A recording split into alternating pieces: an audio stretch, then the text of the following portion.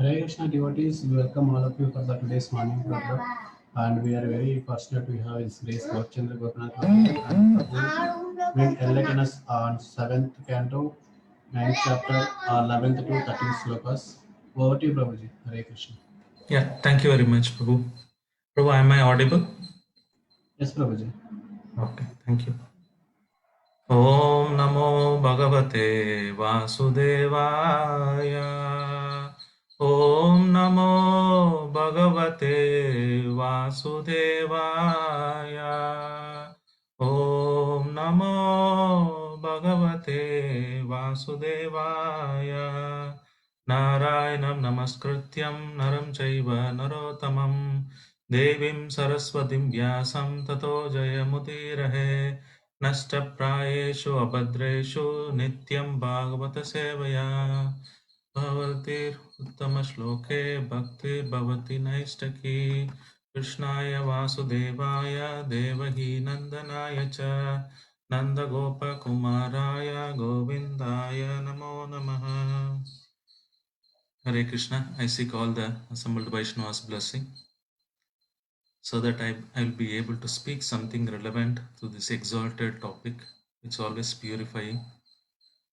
So we'll be reading from chapter 9, canto 7, text number 11, 12 and 13. And the topics of Prahlad Maharaj pacifies Lord Nrsimhadev.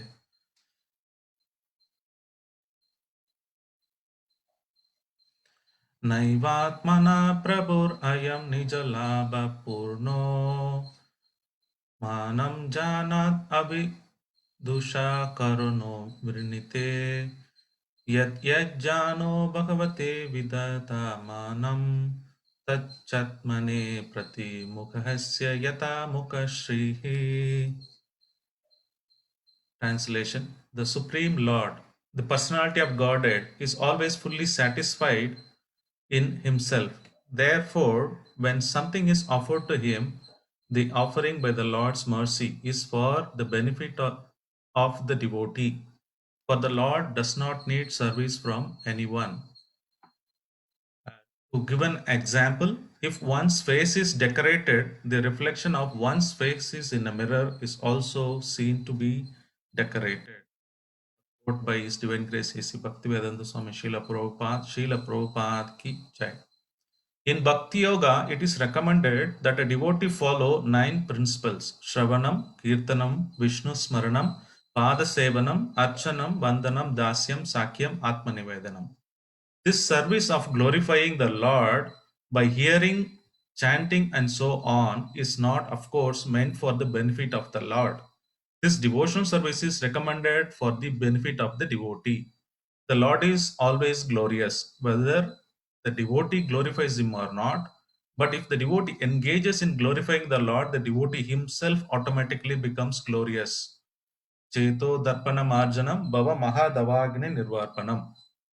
By glorifying the Lord constantly, the living entity becomes purified in core of his heart, and thus he can understand that he does not belong to the material world, but is a spirit soul whose actual activity is to advance in Krishna consciousness, so that he may become free from the material clutches. Thus, the blazing fire of material existence is immediately extinguished. Bhava Mahadavagne Nirvarpanam. A foolish person is amazed that Krishna orders Sarvadharman Pratyakja Mamekam Sharanam Braja, Abandon all varieties of religious activities and just surrender unto me. Some foolish scholars even say that that is too much to demand. But this demand is not for the benefit of the Supreme Personality of Godhead. Rather, it is for the benefit of human society. If the human beings individually and collectively surrender everything to the Supreme Personality of Godhead in full Krishna consciousness, all of human society will benefit. One who does not dedicate everything to the Supreme Lord is described in this verse as Avidusa, a rascal. In Bhagavad Gita 17.15, the Lord Himself speaks in the same way. Namam dushkino moda prapatyante naradamaha maya apahrata jnana ashram bhavam ashritaha. Those miscreants who are grossly foolish, lowest among mankind, whose knowledge is stolen by illusion, and who partake of the atheistic nature of demons, do not surrender unto me. Because of ignorance and misfortune, the atheists and Naradamas, the lowest of men, do not surrender unto the Supreme Personality of Godhead. Therefore, although the Supreme Lord Krishna is full in himself, he appears in different yugas to demand the surrender of the conditioned soul so that they will benefit by becoming free from material touches. In conclusion, the more we engage in Krishna consciousness and render service unto the Lord, the more we benefit. Krishna does not need service from any one of us. Om Ajnana-timirandasya Jnananjana-shalakaya Chakshurunmilitam Yena Tasmai Shri Gurave Namaha Shri Chaitanya Manobhistam Sapitam Yena Bhutale Swayam Rupa Kadamakyam Tadati Swapadantikam Vandegam Shri Guru Shri Yuda Padakamalam Shri Gurun Vaishnavam Cha Shri Rupam Sagrajadam Sagana Raghunathanvitam Tam Sajivam Sadvaitam Savadutam Parijana Sagitam Krishna Chaitanya Devam Shri Radha Krishna Padan Sagana Lalita Shri Vishakhanvitam Cha Namo Vishnu Padaya Krishna Prasthaya Bhutale Shrimade Bhakti Vedanta Swami Dinamine Namaste Saraswati Deve Gauravani Pracharine Nirvishesha Shunyavadi Pashyatya Deshadharine Mahavadanyaya Krishna Prema Pradayate Krishnaya Krishna Chaitanya Namine Gauratushe Namaha Ye Krishna Karuna Sindhu Dinabandhu Jagatpate Gopesha Gopika Kanta Radha Kanta Namosute Tapta Kanjana Gaurangi Radhe Vrindavaneshwari Vrishabhanu Sude Devi Pranamami Hari Priye Vancha Kalpataro Vasya Kripa Sindhu Vayevacha Patitanam Bhavanebhyo Vaishnavebhyo Namo Namaha Jai Shri Krishna Chaitanya Prabhu Nityananda Shri Advaita Gadadara Shivasadi Gaura Bhakta Vrinda Hare Krishna Krishna Krishna Hare Hare Hare Rama Rama Rama Hare Hare Mukham Karoti Vachalam Pangam Langayate Yatkirpakam Vande Purnam Dinadarinam Paramananda Madhavam Shri Chaitanyeshwaram Hare Namo Vishnu Padaya Hare Krishna. Thank you very much. I am really delighted and happy to have association of the devotees and such a wonderful topic which Prahlad Maharaj speaking. So today we will be seeing text number 11, 12 and 13. So just to give a context of uh, what we are looking at. Now today's topic, it is the text, actually text 11, 12, 8 to 12. Actually Prahlad Maharaj is preparing himself to pray. He's not, he's talking about his qualities, how it is inability. He's born in the lower demoniac family, how I will be able to offer. So it's more of a preparation 8 to 12. On 13th sloka onwards, he started pacifying Lord Nrsimhadev. So today's theme is Bhakti is for our own benefit. That's a theme coming out, especially on the text number 11. That's what we will be covering today most of the time. How the Bhakti is for our own benefit. Lord does not need anything. as we read from the Prabhupada purport. So if you see the entire chapter overview, 7.9, Prahlad prayers, the first 7 text, demigods request Prahlad to appease. We have seen that Brahma is not able to appease. Lakshmi Devi told, I have not seen my husband like this. So the demigods and other devatas, they request Prahlad Maharaj, please pacify. Then the actual prayers which we are seeing in this next 2 weeks, we will be looking at text number 8 to 50. Yesterday Gokul Chandra Prabhu covered 8, 9 and 10. So today I'll be covering 11, 12 and 13. So this section is what we'll predominantly will be covering. And also there is a sloka 51 to 55, the Lord replies. So if you still further drill down to these Prahlad Maharaj prayers, as I mentioned, 8 to 12, Prahlad Maharaj prepare himself to offer prayers. And text number 13 to 14, he requests the Lord to give up his anger. And text number 15 to 22, he's seeking the shelter of the Lord. He says, I'm not fear of you, your fierce form, but I'm fear of Maya. So Prahlad Maharaj gives this understanding. Then he is telling what is the problem in this material world, how we will be struggling with uh, the material pleasures, how it is fertile, it is not useful. So Prahlad Maharaj explains in the next set of slokas 23-25. Then the Lord, how he reciprocates, is not partial, but he reciprocates. Ye tamam prapatyante, tam tadaiva bhajamyaham. See the level of surrender, then that how Krishna reciprocates.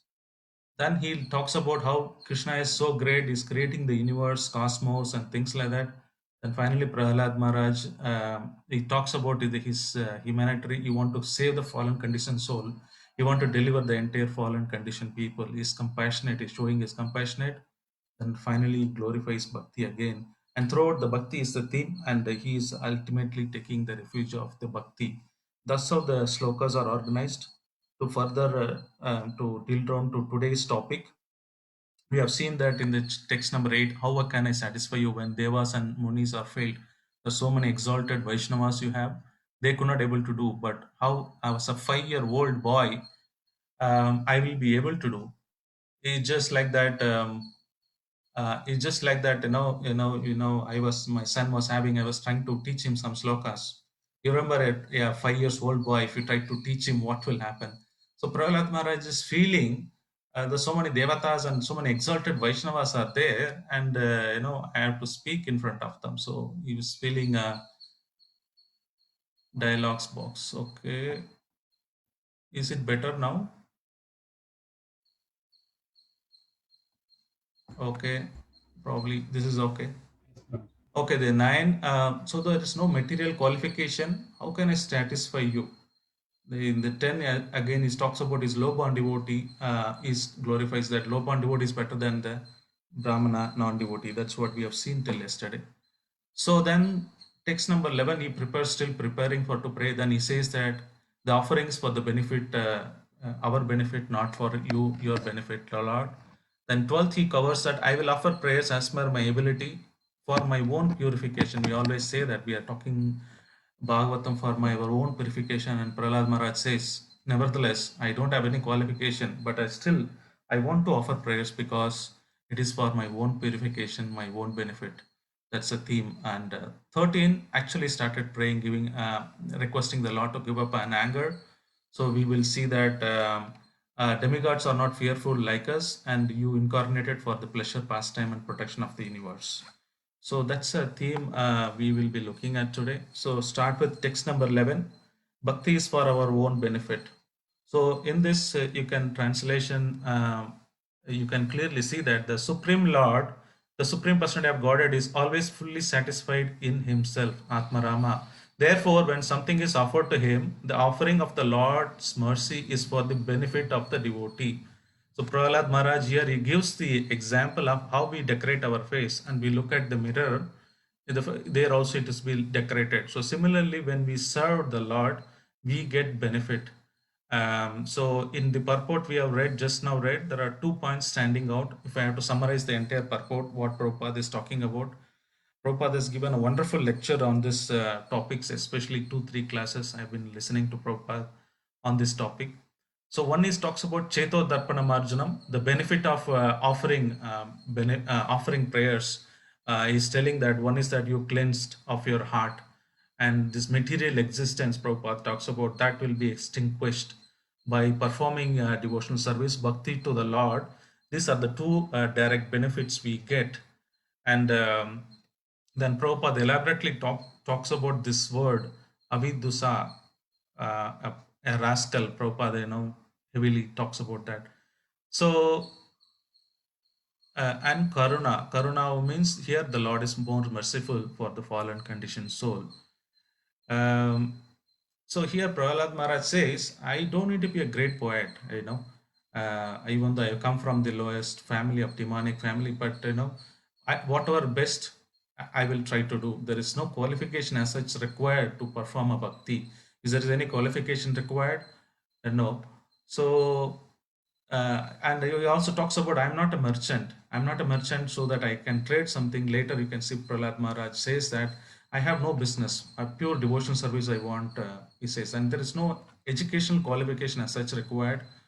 For example, Prabhupada gives in the, to understand the Lord, to do bhakti, there is any education qualification required? No. The sun is created, you can think, oh, Krishna says it's eyes or sun and moon. When Krishna beautifully, the sun rises beautifully, we'll go and see the sunset, we go and see the sunrise, how beautiful it is. Then we can link it back to Krishna. So if you are very thirsty, you're going around, it's very hard, somebody gives water, you say thank you. The taste of the water is Krishna. So what is the big difficulty, Prabhupada asks, in understanding Krishna? Krishna says he is the taste of the water. So like that, and we know that today we don't thank Krishna for taking oxygen, light, electricity, water. But hard way Krishna teaches now in the Corona pandemic time how oxygen is very important, for which we have to pay lakhs and lakhs of rupees and still you don't get it. So how we must be thankful? Why you can't simply understand that there's no education required? But even so-called educated people, we could not able to understand. So Krishna has to teach us that there's no higher education required. Simply so much oxygen you're taking, please grateful to us. So that's a theme he's bringing in the purport Prabhupada, saying that it helps, bhakti helps us to purify our heart. Second thing, you don't need any education. You don't need to be very poetic to start doing a prayers. So does that mean the practical application of it, what we can understand is that, does that mean we can offer our own prayers? It is always recommended. It's always recommended. Excuse me. To follow the exalted Vaishnava's prayers instead of we endeavoring. Now Prahlad Maharaj says, I don't need any qualification. I want to still prayers. So can we also do that? It is always recommended, the previous acharyas in the line parampara, without any offenses, they would have glorified. It's better to use their glorification, their prayers, instead of we writing our own prayers. Sometimes we also see that in the Vyasa Puja offering time, some of the devotees write poem, or somebody is express their love, they would write it. Is it how do we reconcile? That is okay. But when we offer prayers to the lordships or to the exhausted Guru Parampara, it's always better to use the prayers already created by the devotees. Of course, for your own guru or any Siksha guru or anybody senior devotees, if you want to do that, that you may do so. But in general, we follow the principle etiquette of whatever the acharyas already sung, and we follow that. So the second theme is coming out is that this is benefit for us. Now there is one lady and Purusha is there and a woman is there. Even though the Purusha is enjoying the woman, the both get, once they enjoyed or enjoyer, both will have the same enjoyment. It does not mean that a person who the Purusha will have additional enjoyment or something like that in the process. So it is like Krishna is the Purusha and we are all Prakriti. And when we say, when we serve the Lord, like Prahlad Maharaj says, the face on the decorated on the dot. Similarly, the beauty will reflect. It will not be less. The mirror will equally show the same thing. So when we serve, when Krishna enjoys, the same enjoyment is there for us as well. There is no difference in terms of enjoyment. Of course, this Krishna is the enjoyer. We've been enjoyed, but does not mean that enjoyment is different. In fact, devotees feel more ecstasy. That's the same reason Mahaprabhu has to come find out what Radharani is feeling the bliss. So the enjoyment is same, more or less. And in fact, you want to see other person how he enjoys more. So that way it is benefit for us, not for anything else. Krishna is so great, um, like that. So this we can see there is one example from story of Govinda and Mahaprabhu. So generally we offer a prasadam to the lordships, and we say why they are not eating the entire prasadam. The plate comes back as it is. So there is no God, nobody eats. That general perception the non-devotees would have. So the Lord accepts bhoga. It is for our own purification, and we see in Chaitanya Charitamrita.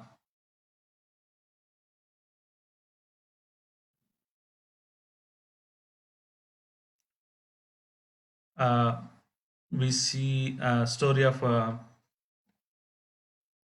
Mahaprasadam offering. There is a detailed description given in Chaitanya Charitamrita. One time, Govinda, his servant, goes to Mahaprabhu. Mahaprabhu, I've been telling lies to the devotees. He asked why. There have been so many devotees coming and giving so much prasadam, so much prasadam for you to eat. I've been storing in a particular room. The room is filled, and the devotees come and ask. They ask that Mahaprabhu has honored the prasadam. I would say yes, but actually it is lying, and you're not taking it. Can you do that? And Mahaprabhu says, no problem, you bring everything, I will honor them. And it has been if you read the episode of if you see the episode of Sarvabhauma Bhattacharya offering, if you see the detailed description, it is mind-boggling to read how much prasadam was created. So there is a full banana leaf, a banana tree which has 32, at least it has given a fruit of 32 branches of the fruits. The banana, what is it, when it comes out, it will have various various branch, various what do you say, bananas in the bunch, it will be there. So the tree which has given 32 means that it will be really strong, healthy. Second thing is that that leaf will not break. So it has been given a description that the entire banana leaf was placed in front of the lordships, and there are about 8 to 10 spots of green vegetables have been prepared, and it is goes on like that, hundreds of preparation. The lordships has been giving. There is sweet, there is a buttermilk, there is cakes being made, so many vegetable preparation. And Prabhupada writes that in that almost 6 pounds of rice has been placed on the banana leaf, which is almost about 3 kgs of rice, and with the clarified butter. And Mahaprabhu started honoring so much Mahaprasadam, which a human cannot literally possible to eat. And everything he finished, and he asked Govinda, where is Prasadam? I need more. And Govinda said, the entire room you emptied, Mahaprabhu. There's nothing more. Then he says, the same time we can see other contradicting example where when Ramananda Puri was criticizing Mahaprabhu, why are you eating so much prasadam? You know, ants are coming, you're eating sweets. Then he stopped eating and he said, I will take only very less. And devotees started cursing this Ramananda Puri. Why, he is doing so? And lordship started stop taking prasadam. He just most full of handful of prasadam he was taking it. So the Lord can honor huge quantity of prasadam. It's for only our benefit, our purification, not for himself. He doesn't need any temples to be constructed. We might construct our temple. The entire material is given by the lordships, cement, whatever stone available, the natural elements are available given by the Lord. But Lord is pleased. End of the day, when we offer a temple, then He pleased with our endeavor, our service. It is for our own purification. We need to glorify Him. We don't need to offer Him any prasadam, or He is not depending on us for us to construct a temple, or it's not depending on anything. So it is for our own benefit. So we will move on to the next sloka, text number 12. I'll read purport and sloka. Then we will see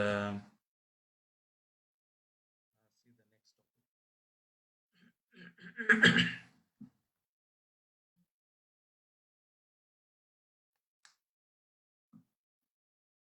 स्माताहं विगत विकल्प ईश्वरस्य सर्वत्मना महीग्रहमा ग्रणामि यथा मनिषम्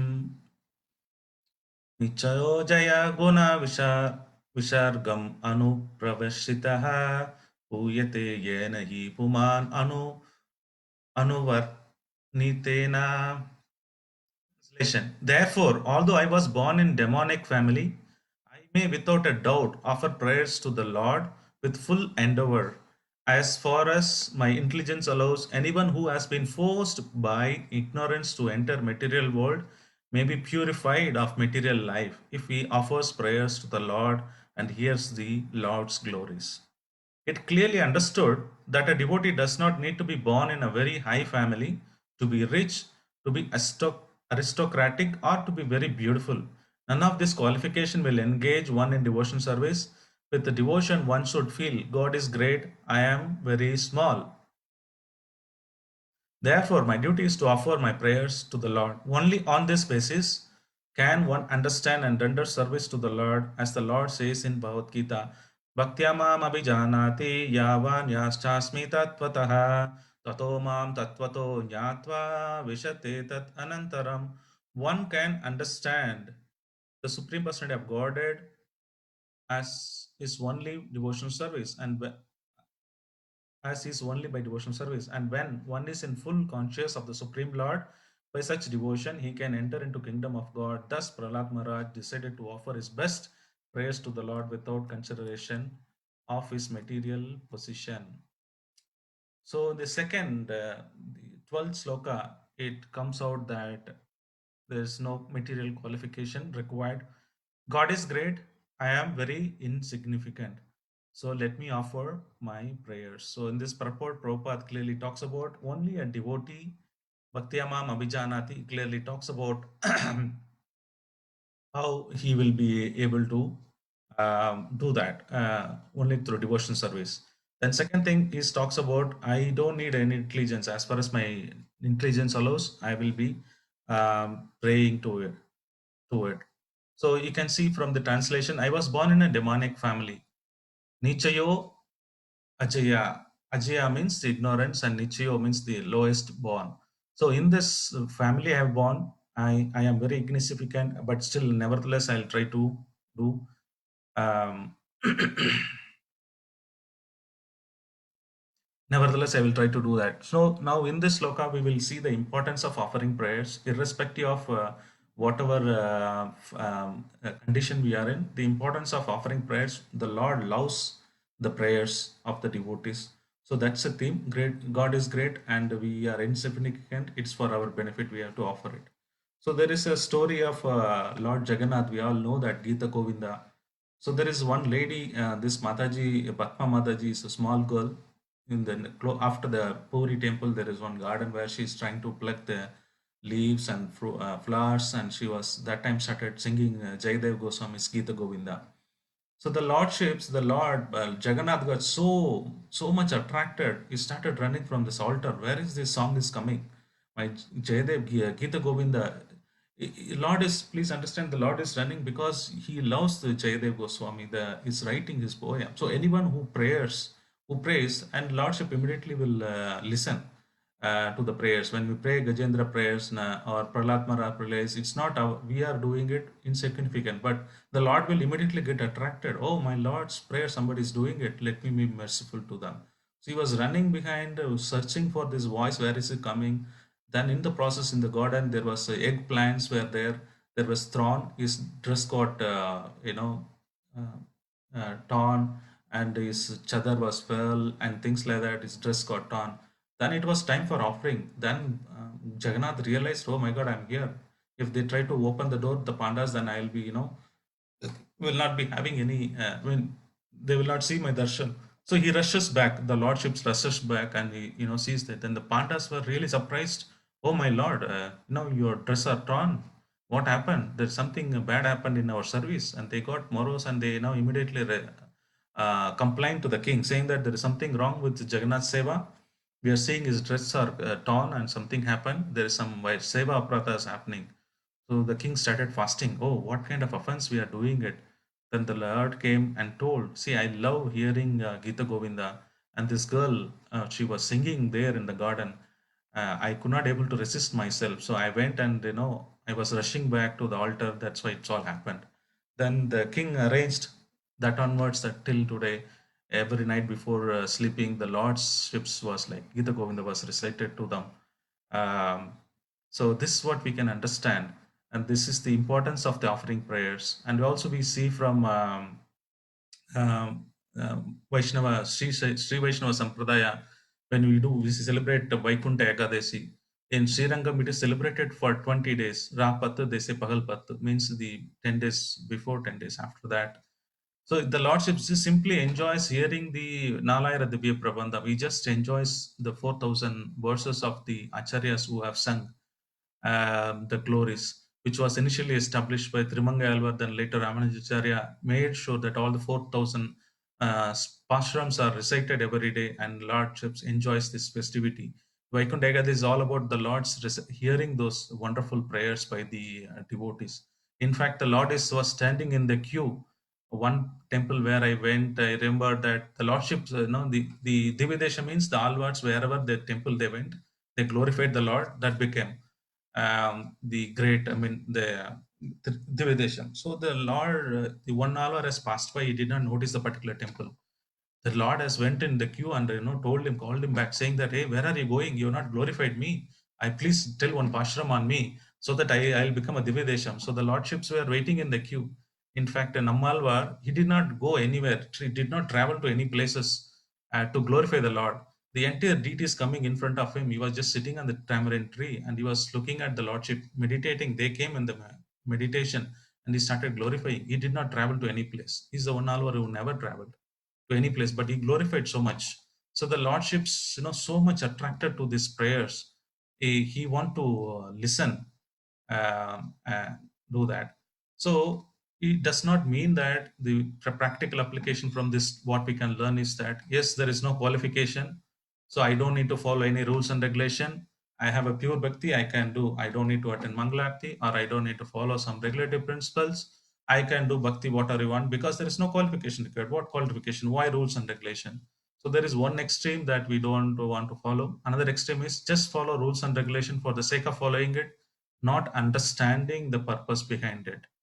So, as the sadhaka stage, of course, there is no qualification required, but we have to follow this four regulative principle, whatever Acharya has given rules and regulation. It is for our purification. With that, you get a bhakti.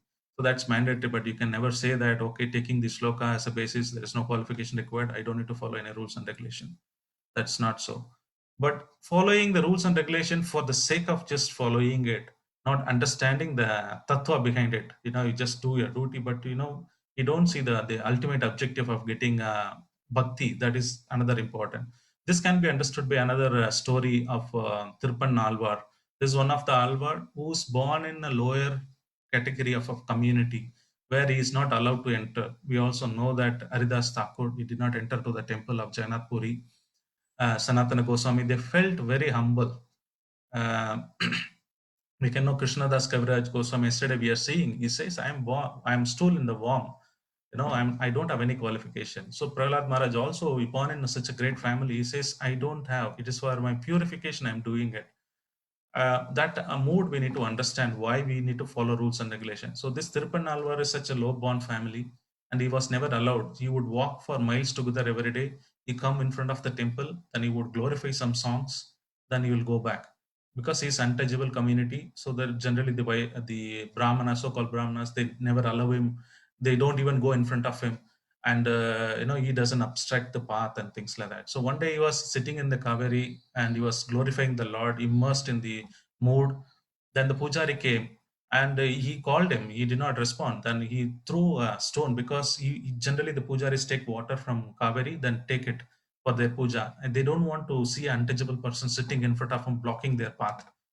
Then after throwing the stone, the devotee Tirupannalvar felt very bad. Oh my God, I'm obstructing the seva of the pure Vaishnavas. Here their pandas or pujaris are doing seva for Ranganath. Let me move away.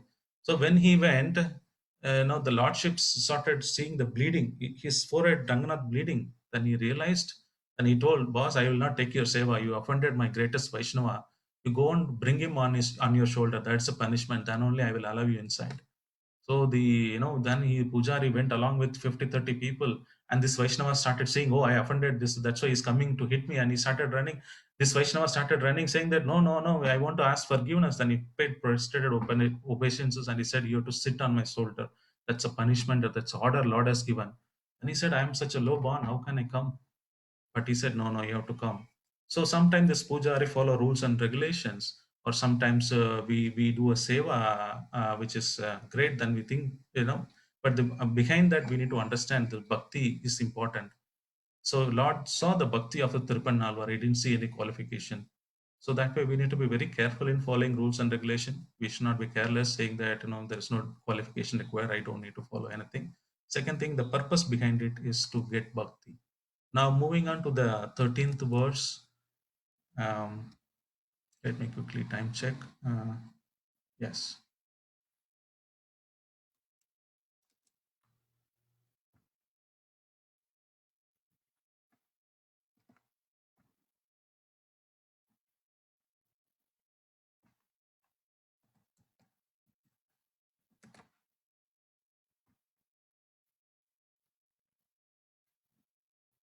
Okay, text number 13.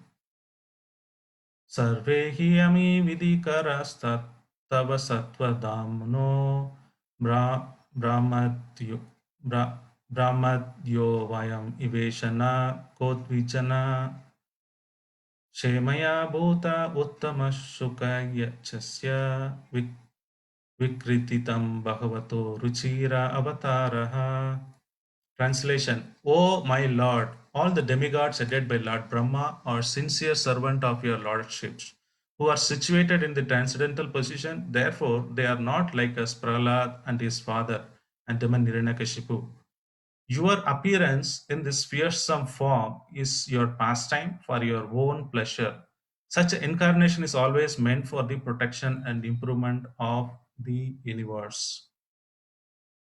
Prahlad Maharaj wanted to assert that his father and other members of family were all unfortunate because they were demonic, whereas the devotees of the Lord are always fortunate because they are always ready to follow the orders of the Lord. When the Supreme Lord appears in the material world in his various incarnations, he performs two functions: saving the devotee and vanquishing the demon. Paritranaya sadhuna, vinashaya dushkritam. Lord Nrsimhadeva, for example, appeared for the protection of the devotees. Such pastimes are those of Nrsimhadeva are certainly not meant to create a fearful situation of the devotees. But nonetheless, the devotees, being very simple and faithful, were afraid of the fierce incarnation of the Lord. Therefore, Prahlad Maharaj, in the following prayer, requests the Lord to give up his anger. So text number 13, with the one keyword, one highlighted word which I want to talk about is vidikaras. Vidikaras means the one who is executes the law and order, one who follows or servant of the Lord, or one Krishna's who a representative who is following the executing the order. Here vidikaras referring to all those Brahma and other demigods who've been trying to do that. So in this, what we can understand is there are two things. There is internal meaning and external meaning. One thing is that Prahlad Maharaj says, demigods headed by Brahma, they are sincere servants of yours, Vidikaras. He says that. So in the servitorship, there are two categories. I was listening to His Holiness Bhakti Rasamrita Maharaj. The nectar of devotion, the Dasya Rasa, there are a lot of devotees in Dasya mode. The Dasya Rasa has many divisions. It's not, there are various categories in Dasya Rasa also. So one is Sambramana, other one is Gaurava Dasas. Is Sambrama means a person who is worshipping them in awe and reverence. Then Gaurava Dasa, one who is in the mode of uh, with respect they do it. It's not awe and reference, but with respect, or they feel that Lord's protection. They feel the, instead of they becoming a parent to the Lord, they feel the Lord is parent and they are protecting. They feel the protection of the Lord, and they with the awe and not with awe and reverence, but with the respect they do it. So here. Here the example was given was is Pradyumna, his son. So Krishna's son, they don't speak to his, look at him and speak with the due respect. They will always look at the, his lotus feet and try to speak. Sometimes Krishna would say, my son, please look at me and talk to me. So those kind of respect nowadays we don't see their son is giving to the father. But that was the etiquette those times. Those kind of a devotees, they would have affection for him. It's not awe and reference, but they have a respect for their father, and they also feel protection of Krishna's within them. That's one thing. The Sambrama devotees who always worship them on hour and reference, they can be categorized into many categories. Here, Rupa Goswami is talking about. One is that appointed servants like Vidikaras, we talk about Adhikaras, right? This is one category where Brahma, the other demigods who've been assigned to do a particular job. So this category of devotees, they worship awe and deference, but this is one category of people. There is another category of people where Ashrita Dasas means those who surrender, taken shelter, they will be always awe and reference. Example was given as Kalia, Sage Sonakarishi, Srutadeva. These are the people who are given example who are taking a servitorship, but they take an Ashrita of the devotees. Then surrender devotees.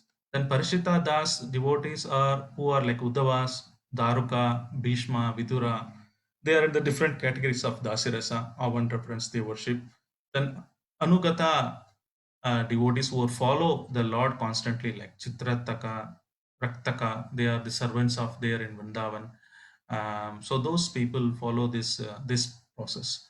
So the lesson to what we I want trying to do is that learn is that most of the time when we become Krishna consciousness and we see non-devotee in us most fallen, and some of the family members, they may not be a devotees, they may be non-devotee, we stop respecting them.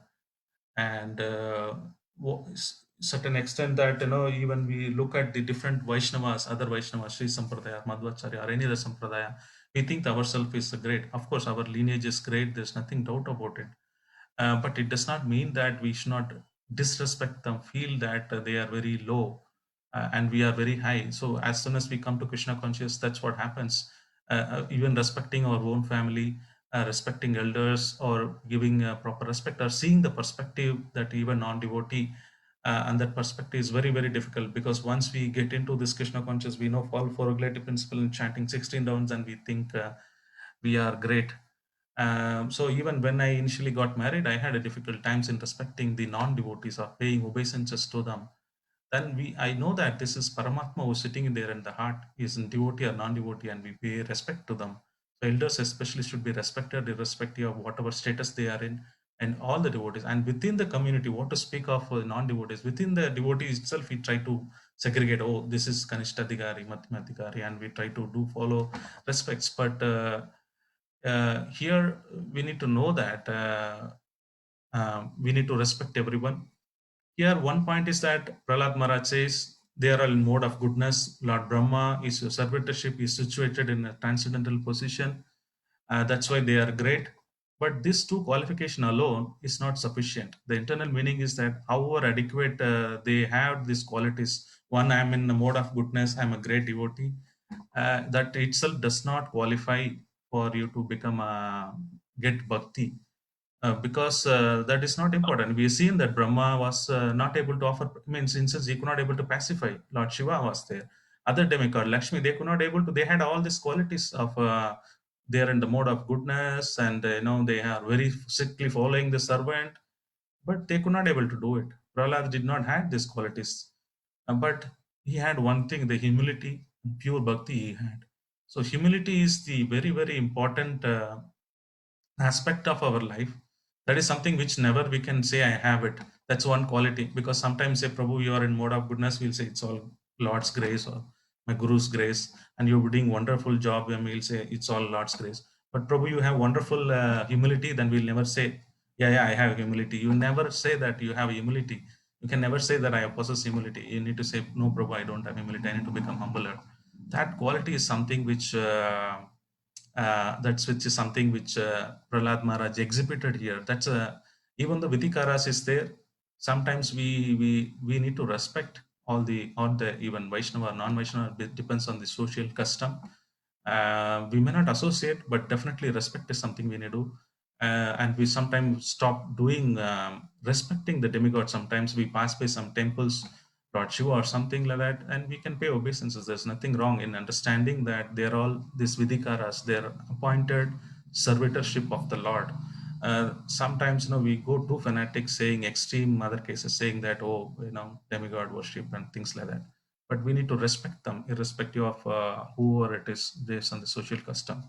This one example from Chaitanya Charitamrita, which will explain you to make you understand what I'm talking about, is this Devananda Pandit and Vakreshwara Pandit. Devananda Pandit was right from the childhood. He is a Brahmana. He's a sattvic mode of goodness. He's been reading Bhagavatam. He used to give Bhagavatam class only. It does not mean a person who is born in a family and is reading Bhagavatam is a pure Vaishnava.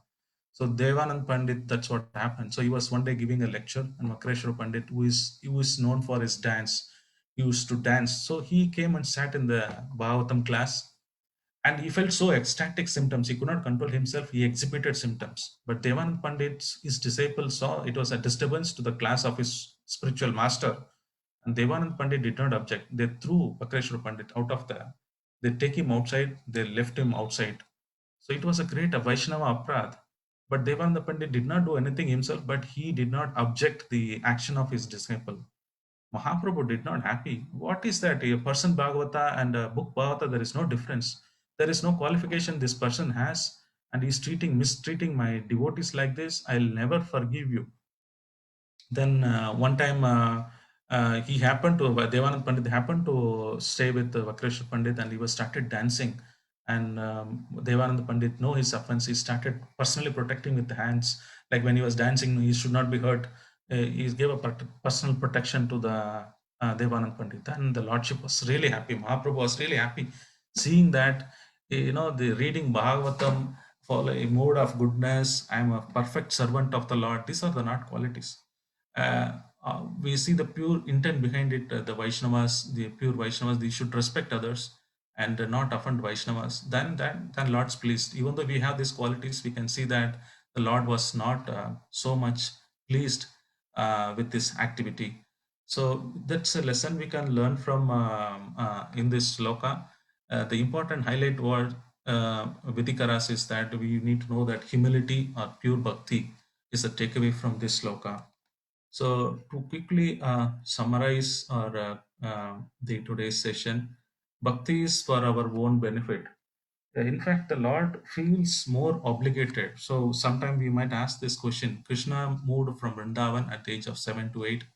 Then he went to the Mathura and Dwarka, but he never came back to see the gopis. Gopis' love is so pure, so high that everybody wants to appreciate. But how can Krishna did not come back, not even once? He's so busy that 125 years, not even a single day he can go to Vrindavan and see. No, so it's just like that. A person who has borrowed some money, he was in very desperate situation, and they voluntarily came. You don't know that person. He voluntarily came. You asked for 5,000. Thus people said, okay, you have 25,000 rupees, and you are not able to pay for many years. You are trying to dodging him whenever they come. Now you are going on around. You're feeling very embarrassed that you're not able to pay. Then when you go to them, they give ready to give further more, their life itself. So Krishna felt like that. Then he says that the gopis' love I can't repay. He simply did not have face to go and see them because they're offering more again, and he is more obliged to them. So he said, lifetime I can't pay it. So that's the reason, the internal reason why Krishna did not come. Similarly, there is one nice story. With that, I'll conclude. The Lord is great. It is for our own benefit. We need to do bhakti. There is one Vaishnava who has been offering everything to the Lordships, and he never expected anything in return. The Lord is feeling similar mood. Oh, this guy is offering everything, he's not even asking something. One day he came and saw in the altar the Krishna was not missing. He asked family members, where is Krishna? Where is he gone? They said, what? You become a mad? You see the Krishna is there. Then everybody is looking and Krishna is there. But he is not able to see. And he felt, what is this? Then he asked everyone, the village, everyone, they said, yes, we could able to see Krishna. And he is not able to see Krishna. Then he said, let me die. What is the use of this life? And next day he went to the Ganges, he was drowning himself. Then there was one leprosy person was standing there, and he said, I know you are a great devotee. Please bless me that I will get cure of these diseases. Then the Vaishnava, before dying, he felt very compassionate. Okay, let me pray. The Lord, if anything I have done devotion service, let him be cured. And this devotee became all right immediately. Then devotee realized, oh, there is something devotion service I have done. Then why Lord is not showing up? He gave up the idea of dying and he came back. Then he saw altar, Krishna was there. Then he asked the Lord, what is this pastime? How do I understand? The Lord told, you've been doing so much seva, I'm obligated, I'm feeling very shame that I am not able to give anything. Now today you have asked for some boon that you purified a leprosy. So Krishna, even though like belongs to everything, the temple we are constructing, all the bricks, everything belongs to him. As a child, we go back and give Krishna, a small kid we have, then they buy some chocolate for their birthday with our money.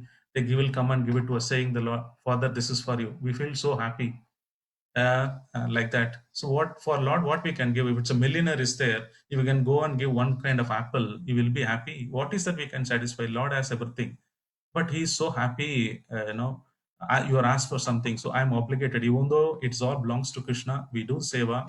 Krishna is becoming obligated. It's for our own purification. This prayers needs to be learned and offered to Krishna.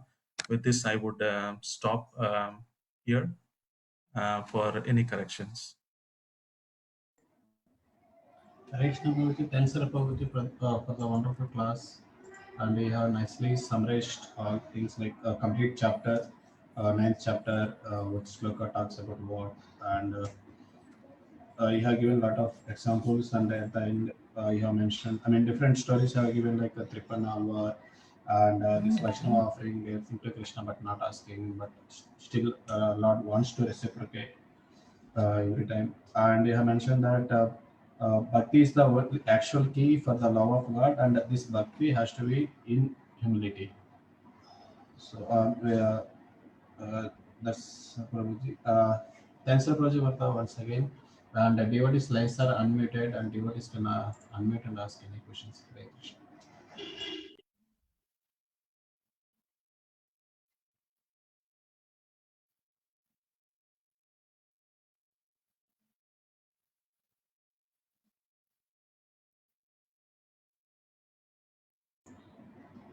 Devotees can unmute and ask any questions.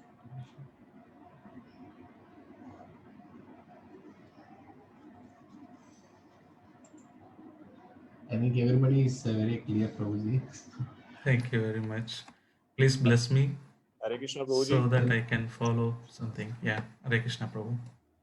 Thank you for a wonderful class, Prabhu. Nice presentation. It was really a good realization. And what Srila Prabhupada ji has taught us, you have brought it out very nicely. Thanks, Prabhuji. Thank you very much, Prabhu.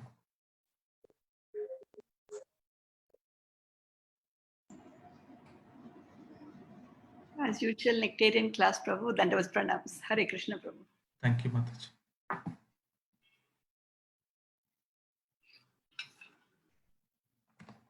We will end the session.